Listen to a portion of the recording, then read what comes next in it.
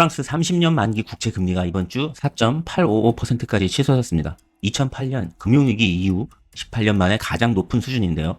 국채 금리가 오른다는 건 그 나라 정부가 돈을 빌릴 때 내야 하는 이자가 비싸졌다는 뜻입니다. 동시에 기존에 그 국채를 들고 있던 투자자는 손실을 보게 되죠.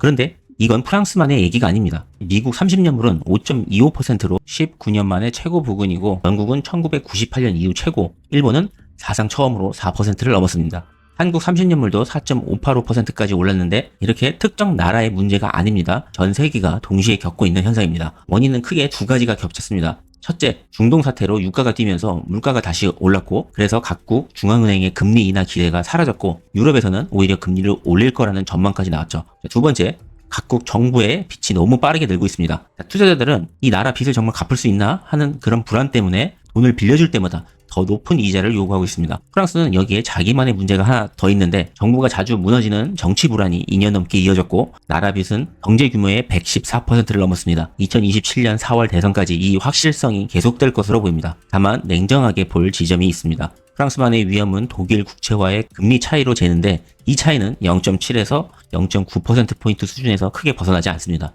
프랑스가 혼자 무너지는 게 아니라 전 세계 장기금리 상승 흐름에 같이 올라탄 쪽에 가깝습니다. 따라서 붕괴라는 표현은 아직 이릅니다. 국채 입찰이 실패하거나 거래가 멈추는 진짜 위기 신호는 아직 나타나지 않았습니다. 유럽 중앙은행은 시장이 과도하게 흔들릴 때 국채를 사들여 개입할 수 있는 수단도 갖고 있습니다.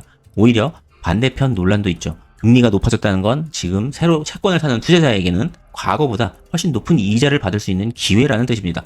실제로 프랑스 국채 수요 자체는 아직 견조합니다. 우리에게 진짜 중요한 건 위험 자산으로 오는 파급입니다. 장기 금리가 오르면 주택담보대출과 기업대출 비용이 오르고, 주식의 몸값을 계산하는 기준선 자체가 높아집니다. 주식과 코인 같은 위험 자산에는 부담으로 작용하게 되는 거죠. 자, 그래서 앞으로 지켜볼 건 이렇게 세 가지입니다. 첫 번째, 미국 30년물이 52주 최고치인 5.2%를 뚫는지. 두 번째, 일본 초창기 국채가 어디까지 오르는지. 세 번째, 프랑스와 독일의 금리 차이가 1%포인트를 넘는지입니다. 특히 이 세 번째가 뚫리면 그때는 프랑스 고유의 문제로 봐야 합니다. 자, 오늘 내용도 참고하셔서 여러분들의 성공적인 투자 기원하겠습니다. 감사합니다.